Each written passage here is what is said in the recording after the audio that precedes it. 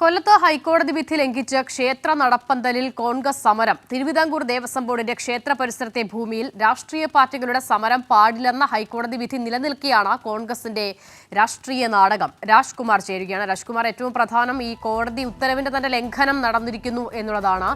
എന്തായിരുന്നു പ്രതിഷേധം?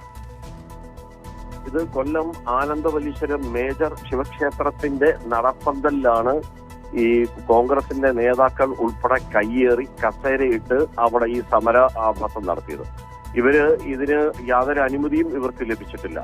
ഇവർക്ക് പോലീസിന്റെ അനുമതിയില്ല. ഇങ്ങനെ യാതൊന്നുമില്ലാതെ ഇതൊക്കെ വിശ്വാസികളെ കബളിപ്പിക്കാനും നിലവിൽ കോൺഗ്രസും BJPയും ഇക്കാര്യത്തിൽ എന്താണോ ചെയ്യുന്നത് അതേ ഒരു നാടകത്തിന്റെ തുടർച്ചയായിരുന്നു കൊല്ലം ആനന്ദവല്ലീശ്വരത്തും ഇവർ നടത്തിയത്. ഈ നടപ്പന്തൽ കയ്യേറി കസേരയിട്ട് അവരവിടെ ഈ സമരം നടത്തുകയായിരുന്നു.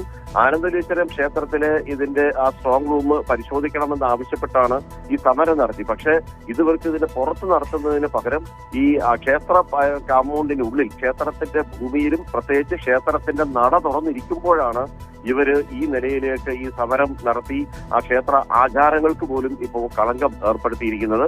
നിലവിൽ ഹൈക്കോടതിയുടെ വ്യക്തമായ ഉത്തരവുണ്ട്. തിരുവിതാംകൂർ ദേവസ്വം ബോർഡിന്റെ ക്ഷേത്രങ്ങളിൽ രാഷ്ട്രീയ പാർട്ടിയുടെ യോഗങ്ങളോ പ്രതിഷേധങ്ങളോ കൊടികളോ ഒന്നും പാടില്ല എന്ന്.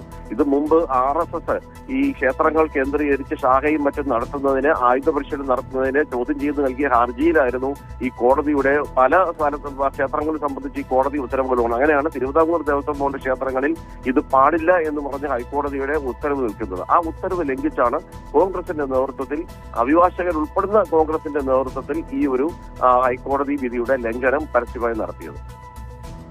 രാജ്കുമാറാണ് വിവരങ്ങൾ.